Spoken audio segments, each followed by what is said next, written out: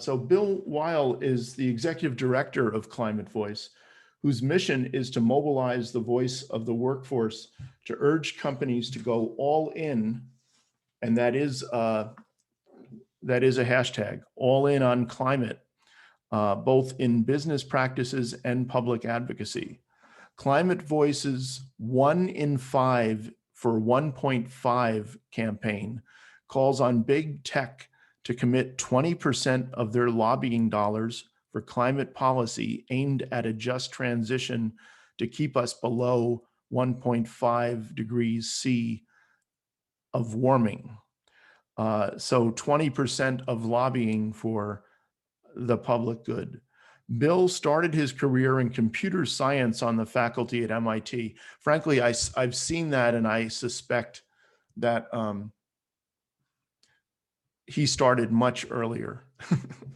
But anyway, in 2006, he was able to focus his career on climate action and took a role at Google as green energy czar.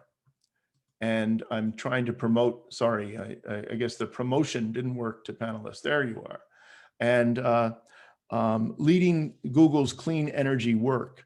Subsequently, he spent 6 years at Facebook as director of sustainability and is now focused on directing the massive influence of these companies and others like them to help address the climate crisis. Take it away, Bill Weihl. Thank you for coming. Turned on my video and didn't unmute. So anyway, it's a pleasure to be here. Thanks for having me, and really delighted to be here and talk with you folks.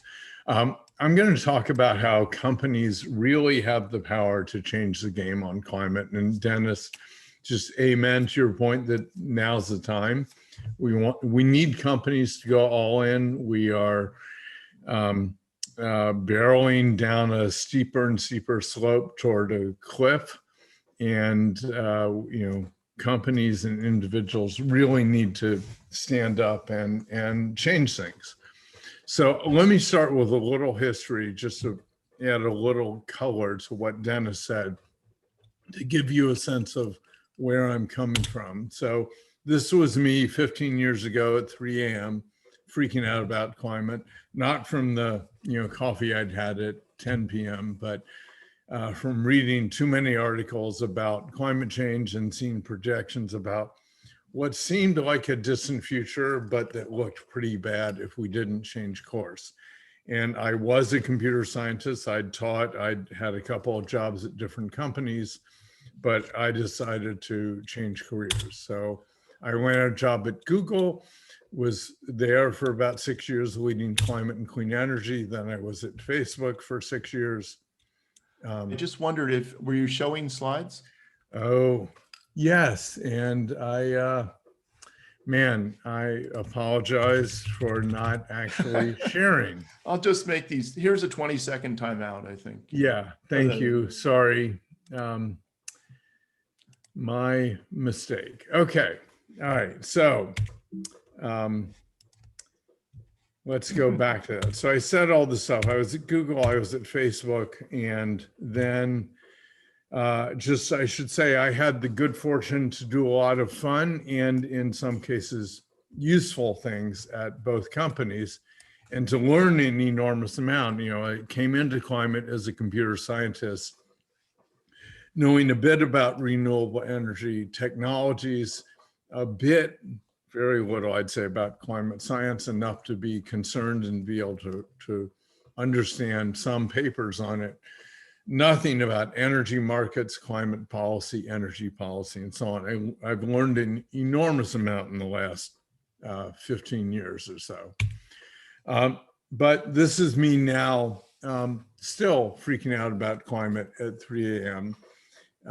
4 or 5 years ago, I was coming to, in some ways, a difficult realization. I spent a bunch of years at Google and Facebook helping those companies become, I think, honestly, real leaders on climate and in the work they're doing in their operations, to some extent with their products, in their supply chains, but for all the great things that my former employers and many others are doing, we're not moving. We weren't moving then, and we still aren't moving anywhere near fast enough on climate. And this past year, it's been even more real. I live in San Francisco. I think most of the people, attending this conference are in the Bay Area, but there may be people from all over. But if you were in the Bay Area last September, you probably experienced this. This is what the skies looked like in the middle of the day in early September because of smoke from the wildfires. And we had an unprecedented wildfire season in the Western US, not just the Bay Area or California, but the whole West last year, an unprecedented hurricane season along the East Coast and the Gulf Coast. Both are due in part, not totally, but in significant part to climate change. So my roots are in technology. I started working in technology, switched to facilitating technological solutions to climate change. And we do need new technology to avoid, sometimes I say solve this problem, but in some ways climate change is not solvable in the sense that we're already experiencing climate change. It is going to get worse. Could at some point get better, but it's going to get worse before it gets better. The question is, can we avoid the worst catastrophic outcomes? And to do that, we do need new technology. We do need companies to step up and lead voluntarily, as Google, Facebook, Salesforce, IKEA, Walmart, hundreds of others have been doing. They need to use less energy. They need to switch to clean energy and clean vehicles if they have fleets. They need to innovate on climate solutions, and innovation is at the core, certainly, of most technology companies. But that's not enough. And I'd say one of the problems that we have in Silicon Valley is an attitude that the thing that is needed is innovation. We need energy miracles and other miraculous new technologies to solve this problem. And we do need some new technologies, but we can go a very long way with technologies we have today. And in fact, we need to do that. We can't wait for those miracles to come at some indeterminate date in the future. So several years ago, I really came to understand that new technology, voluntary action by companies and by individuals. I've got solar in my house, and 15 years ago had a Prius. Now we have an EV. That wasn't enough. We're making progress. We're winning, but too slowly. And with climate, winning slowly is really the same as losing. Decarbonizing the economy at the speed we need to create the cleaner, brighter, more prosperous future that I think we all want is all about speed and scale.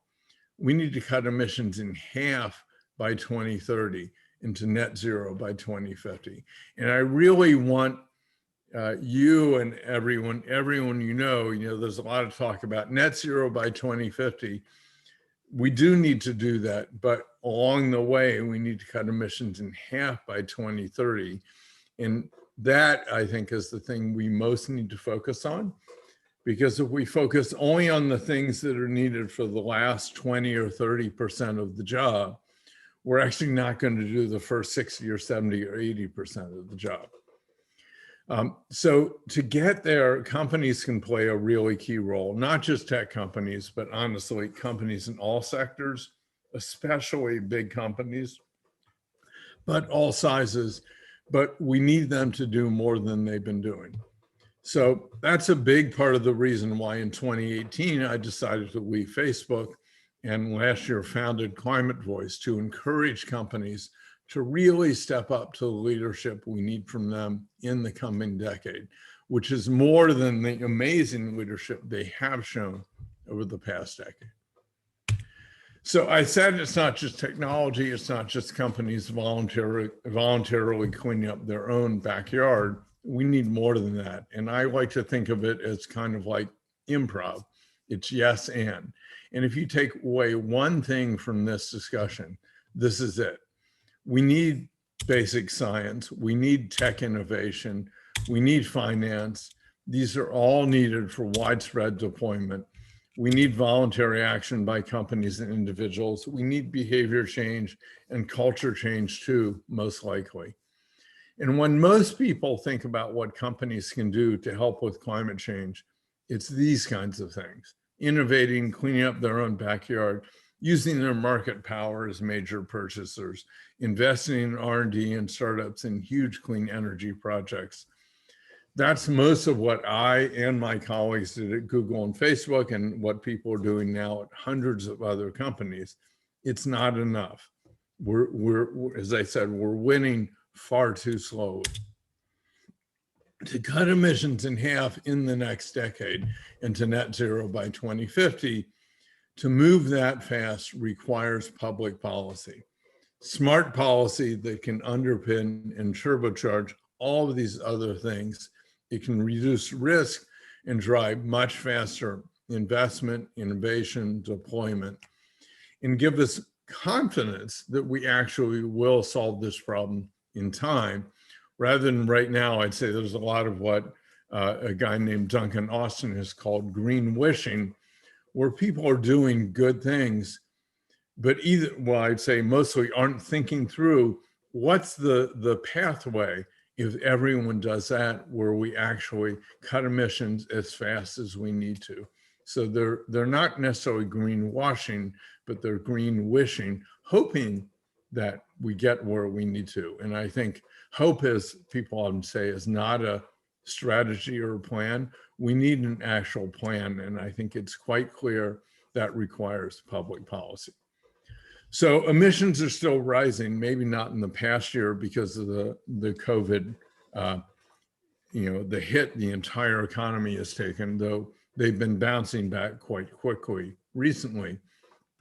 And that's largely because we don't have strong enough policies in place. And the reason for that is public policy is about politics, and that is about power and influence. And the dominant, most powerful business voice on climate and energy policy today and for the last several decades comes from the fossil fuel industry and their allies. They want to preserve the status quo. They've been really successful at stymieing progress on climate for decades. They built an influence machine they are using in what many of them view as a fight for survival. And if they don't change their business models, in fact, it will be a fight for survival. And at some point, we will make changes as a society that mean they won't survive. So I could give you lots of data to underscore this point. Let me just highlight a couple of key studies. First, studies have shown that the fossil fuel industry has outspent pro-climate advocates by a factor of 10 in the US from 2000 to 2016. And we're not talking small amounts of money. According to the studies, the fossil fuel industry spent about 2 billion with a B, lobbying on climate in that period. And almost all of that lobbying was to prevent useful climate policy from being put in place. At the same time, my own experience in the tech world and talking with colleagues at dozens, maybe hundreds of other companies, and increasingly confirmed by data gathered and researched by InfluenceMap, is that most of the climate-friendly companies, including tech companies, are mostly silent on public policy. They make good high-level statements about climate policy. They support Paris. They support a strong NDC and nationally determined contribution, but both of those are non-binding. And when there are specific binding policies being debated in Sacramento, in Columbus, Ohio, in Washington, DC, they mostly stay quiet. And that leads to a massive imbalance of political influence in the fight over climate policies, with huge influence exercised by big oil and their allies, and most other companies sitting on the sidelines, occasionally jumping into the fight briefly, but doing so really tactically and reactively, not strategically and proactively. So we need to do a lot of things to get the kind of bold climate policy that's needed to cut emissions as fast as we need to. One of the things that could really help is for businesses and their trade associations that care about climate or claim to care about climate to treat climate like any other strategic public policy issue that really matters to them, and to lobby like they mean it everywhere they operate. So I want to point out that when companies stay silent on public policy, they usually claim, and I think in some cases honestly believe, they're being neutral. But in fact, given the power dynamics today around climate policy, their silence is really complicity, not neutrality, complicity with the powerful forces working desperately to maintain the status quo.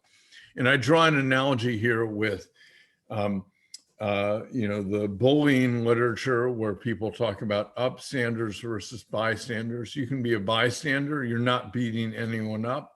But if you're not breaking up the fights and preventing the bullies from beating people up, you're just a bystander. If you intervene, you're an upstander. Same is true, sort of the difference between people or companies saying we're not racist versus being actively anti-racist. We need companies to go from being non-polluters to being anti-pollution. And companies have an enormous amount of influence in our political system in the US and honestly in most other countries. We need them to use it for the collective good, not just their own benefit. And this is what I would call their hidden power. They don't like to talk about how much power they have or how much they use to get things that are good for them, but we need them to take this power out of hiding, use it for the collective good, and we can help them find the courage to do that. So we've seen this happen before. This is not a total pipe dream, though remains to be seen what it will take to actually get companies off the sidelines. We've been inspired by the LGBT rights movement in how employees and students sent a very clear signal to companies that it was time for them to speak up. Companies spoke up on marriage equality at the state and federal level, on REFRA in Indiana, the bathroom bill in North Carolina, a dozen other similar state policies. And they went from being bystanders, we don't discriminate, to being upstanders, we advocate for equality and against discrimination everywhere. And most of them did it because their employees spoke up, and it was clear that college students, the talent pool they hire from, thought it was a no-brainer. So ClimateVoice, we're working to create a similar dynamic around climate.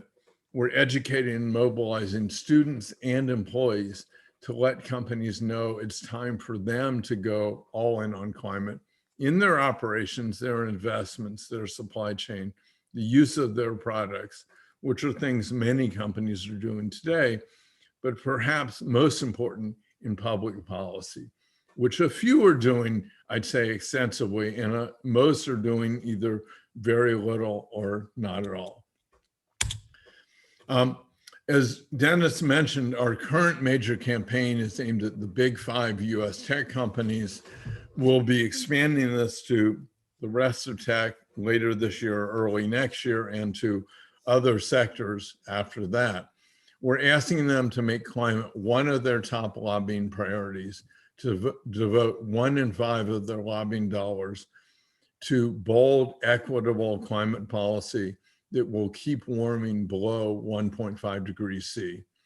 And it really is time for companies, big tech, every other company that cares about climate, to get off the sidelines and be a real ally with those who are working so hard to enact bold climate policy, but are fighting a very unbalanced fight where the other side has way more power and influence and resources. It's time for corporate America, especially big tech, to jump into the fight. So even if you don't work at one of those companies, your voice matters. So please sign the petition. It's at 1in5for1.5.org. The ones and fives are numerals. Everything else is words. And then speak up in your company when you're interviewing for a job to let employers know that you care about climate. You want them to advocate on your behalf, not just on what benefits them. So let me stop there, and we can deal with some questions.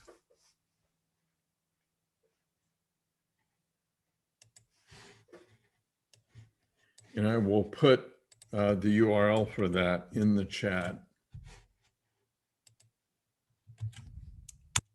The petition is there. Yeah, Dennis, we can't hear you. Oh, I'm Wouldn't sorry. be a Zoom meeting Still getting if, used to. we didn't have all sorts of problems, right? I'm still getting used to muting my microphone instead of. Yeah, I have one of It's those. the little flashing red light. I needed to deal with that.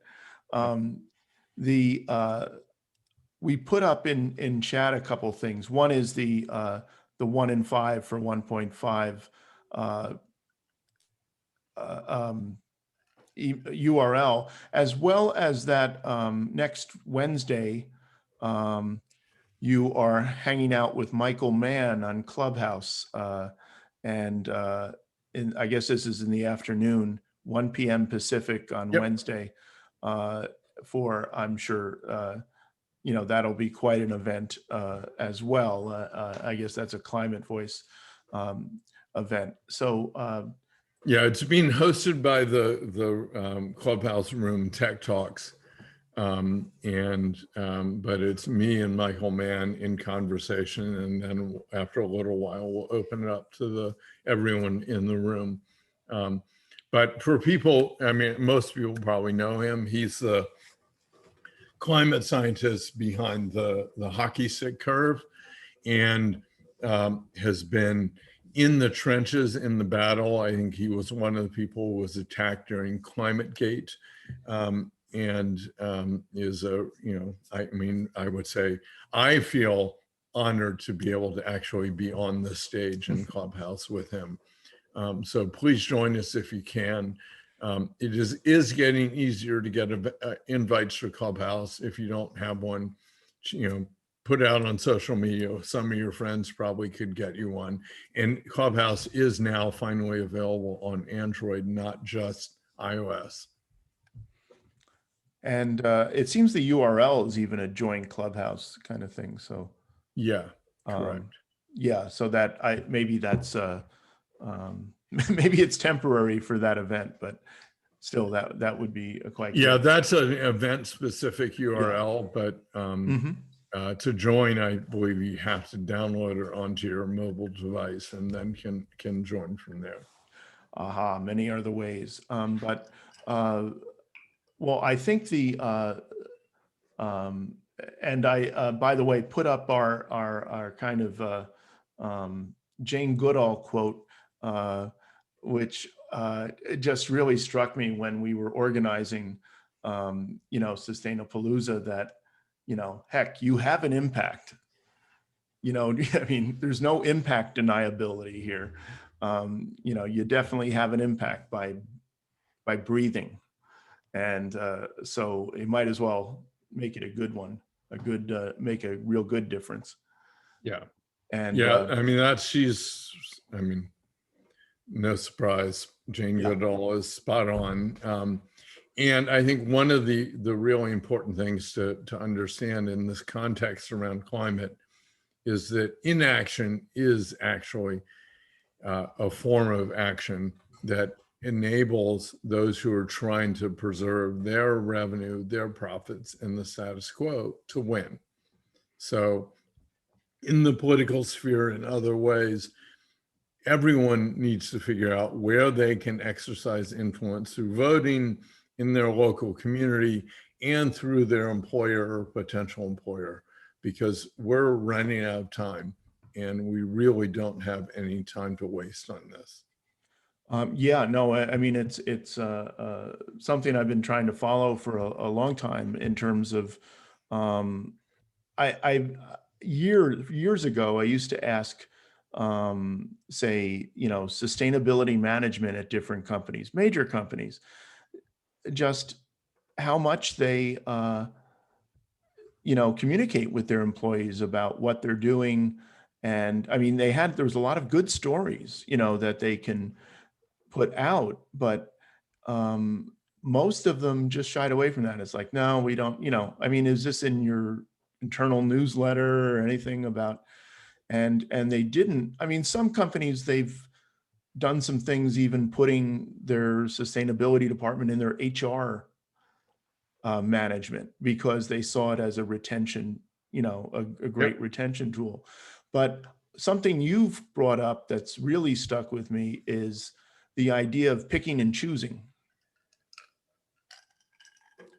And, where companies might do some, really good things, and then, perhaps go after the, I don't know, mine Bitcoins or something. I mean, right.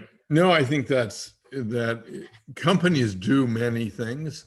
Some of them are good for the climate, and companies then, if they're positioning themselves as being leaders on climate, they will tell really good stories about the good things they were doing. They will try to avoid talking about the bad things they're doing. And one example, I mean, there's a sort of meme, if you will, about technology, that it is important for climate, that information technology in particular, can make a huge difference in cutting emissions. There have been a number of studies over the year. The problem I see with them, all the things they cite are true. What they don't do is talk about the ways in which technology could be used to increase emissions. So, for example, they talk about video conferencing, which for years, honestly, did not reduce emissions. COVID forced us to adopt it at a scale where I think, assuming this persists, we will be on a somewhat lower emissions path going forward.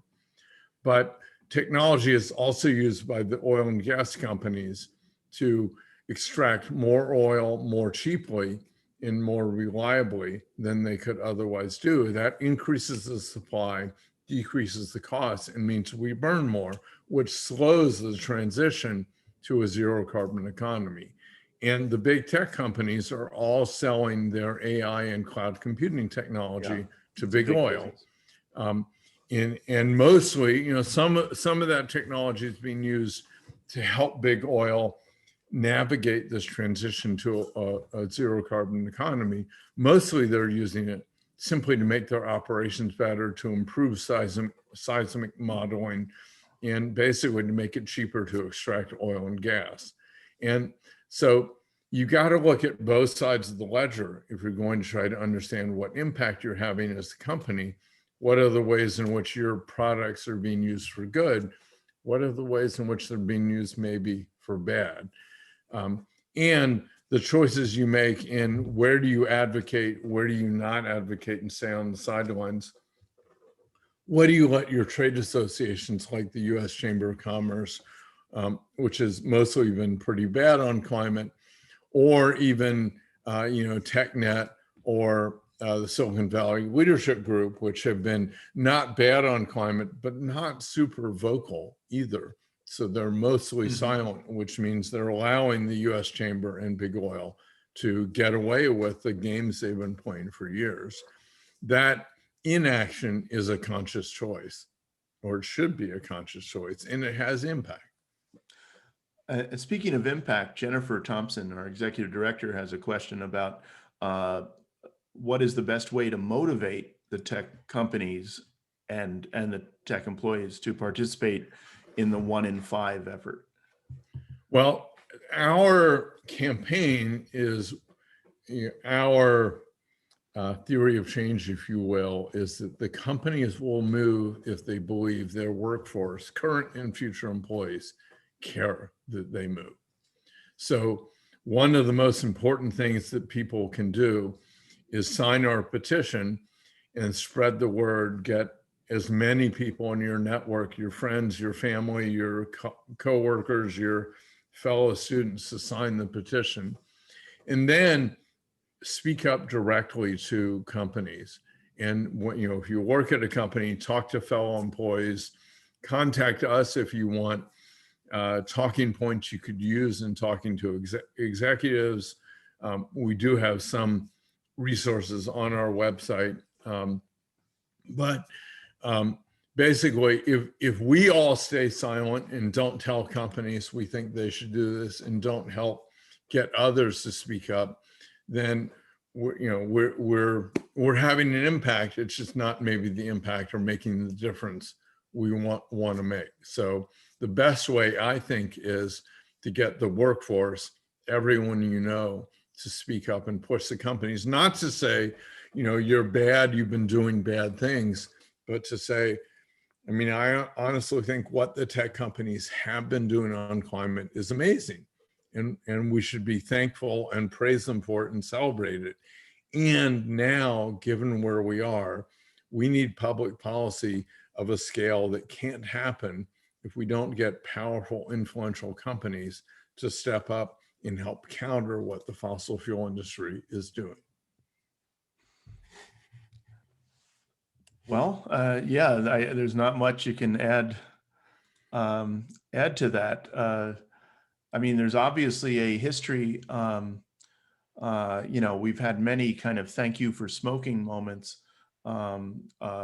just even in terms of what I remember George Shultz talking about, I guess, when he was working in the Eisenhower administration, and how there were like National Security Council discussions back then about a changing climate and kind of, doing some different strategies in terms of goal setting and mapping out.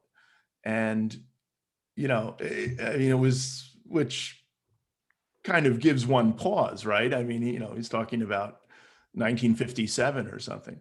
And Right. at the same time, maybe they weren't called Exxon at the time, but what was it? Standard Oil of New Jersey, whatever they were at the time,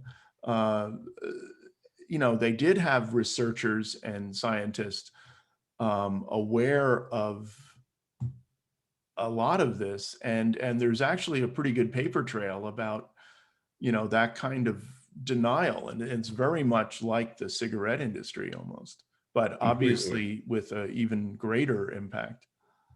Yeah, tobacco has certainly killed a lot of people prematurely.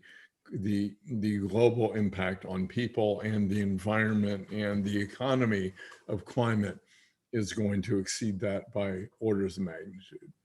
And you're absolutely right. I think the growing body of evidence that's coming to light about what the fossil fuel industry has done for decades, and it probably is on the order of 60 years, it's horrific and really unconscionable. That's the history. And I think we should be upset about that and pissed off about that. But now we have to decide, what are we going to do for here? And are we going to let them continue to play the same, game, slightly different tactics? They have shifted from outright denial to what Michael Mann calls inactivism. They're engaged in delay and deflection, getting people to focus on your personal carbon footprint and what you can do so you feel less guilty, and getting companies to focus on their corporate footprint, not the societal footprint and what's actually required to reduce that. So the fossil fuel companies love it when we talk about what companies can do to clean up their own operations. They're fine with that because a few companies will do it, most won't or can't, and most individuals, half the dwelling units in the US use fossil fuels, mostly natural gas. Those are not going to be electrified and use clean energy quickly if we just rely on market forces. But if we focus on the choices people make and personal footprints, that's what we're going to rely on, and we're going to move far too slowly. That's one example of the ways in which that focus on individual responsibility is going to screw us all in the end. Yeah, no, we had earlier today, we had Diane Bailey of Menlo Spark talking about the building code work that she's been doing, and Tom And it would be Cabot great to actually. see all of the climate friendly companies in the Bay Area step up and support those efforts by counties and municipalities like Menlo Park, but also support the efforts at the state level. There's a proceeding right now at the CEC on Title 24 to basically following on what Berkeley and Menlo Park and other cities and counties have done. And the fossil fuel industry is fighting it tooth and nail. Other companies are nowhere to be seen. And there are a bunch of bills in the state legislature as well. Again, fossil fuel is in there fighting hard against it. Other companies are, watching from the sidelines. And we need them to actually get into the, on the playing field and into the game. Yeah, and I think the 1.5 campaign is a really clever way to do this. I mean, you kind of the goal is pretty apparent in terms of the need for employees to hold their employers accountable for their actions. And I remember, for instance, the 50-50-50 plan of so many years back. That was in the Brown administration, and it was a very aggressive. At the time, it was about the energy portfolio, but where it fell flat was a 50% reduction in carbon intensity of fuels. And that, I mean, it was suddenly it was the 50-50 plan. Right. Because that part of the three-legged stool had two legs. Right. I think you're talking about SB 350, right? Yeah, it was tied in the with, transportation piece, which was going to cut right, emissions from transportation in half. I had to put on a tie out. and go to Sacramento and be in the background with 100 other people. And it And- was, the 50-50-50. Yeah. And, that, it was amazing just how dramatic, what a dramatic oil industry, response was, and how Right. quickly it just got cut loose. Right. And other companies, did not step up to say, actually, we disagree with the oil companies, and we have a stake in the California economy, and our employees commute, and some of us have corporate fleets, and we want to see this. They stayed out of it. No, at the time, hopefully we'll get another shot at that. I mean, at one point there was the, people were asking who killed the electric car. And then just yesterday, there's a Ford F-150 with 11 outlets that apparently has the capability to be a battery to one's house. Yeah. Which is kind of a nice thing. And there's a couple questions I wanted to throw out. There was Ravi was asking about, I don't know if you could see it, but I'm trying to, good, because I'm trying to parse it. The recent WBO UN Nobel Prize transitional and institutional funds to green investments away from fossil fuels. Hopefully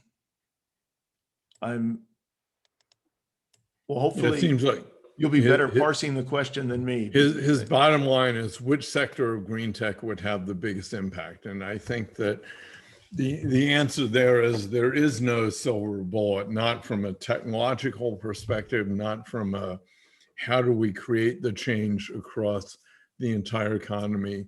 The IEA just put out a report that talking about what we need to do to actually cut emissions at the rate that's required. And essentially they said, we have to stop,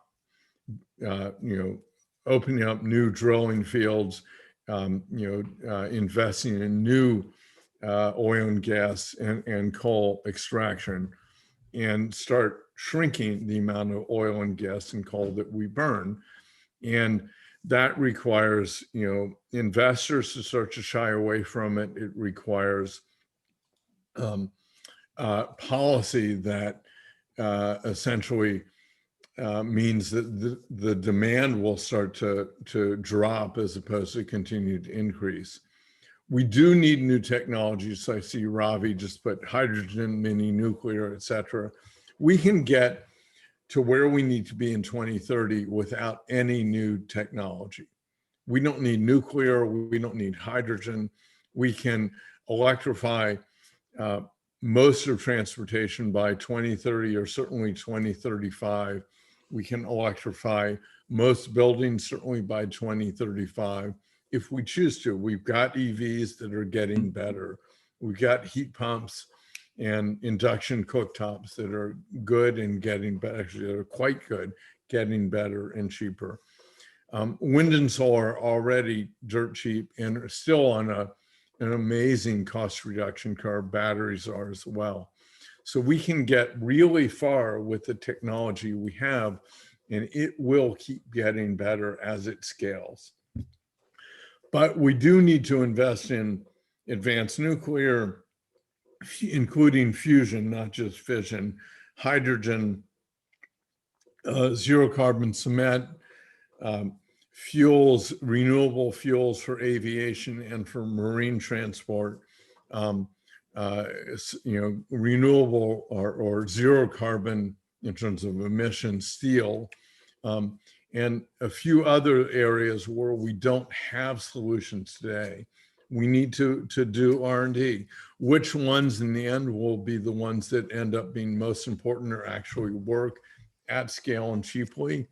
The best predictions are made after the fact. I'm not going to even try to say which of those are going to be most important. We need to be investing in all of them. But most important is not the new technologies that we don't actually have able to deploy at scale today. Most important right now is we need to deploy wind, solar, EVs, heat pumps, et cetera, at massive scale quickly, and stop expanding our use of fossil fuels, start shrinking our use of fossil fuels as fast as we can.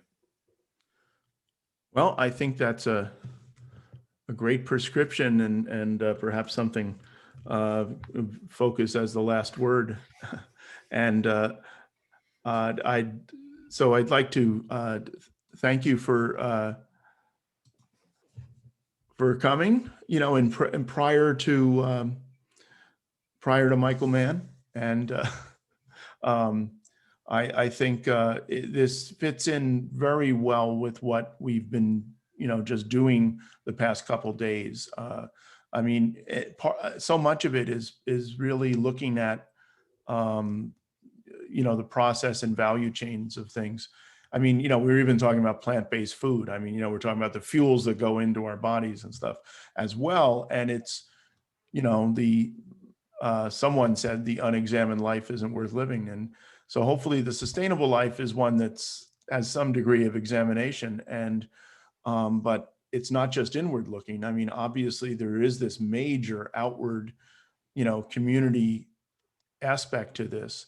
And that gets into politics and as well. And yeah, there's definitely things that need to change, and certainly recognize the history, but also really have to dictate the future on this. I mean, it's as you say, I mean, you have to invest in a lot of stuff. But I know Daniel Common actually will try to link to that paper that came out. I think it's still actually a draft, but it was basically, the short of it is, Yeah, with existing technologies, California can do all this and get, Right. on a really good basis with what's available.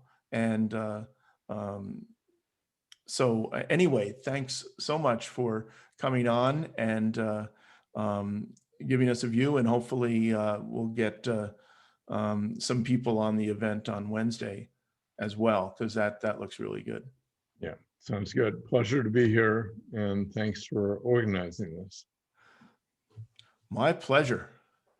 And now I don't have a gavel, but I can declare it.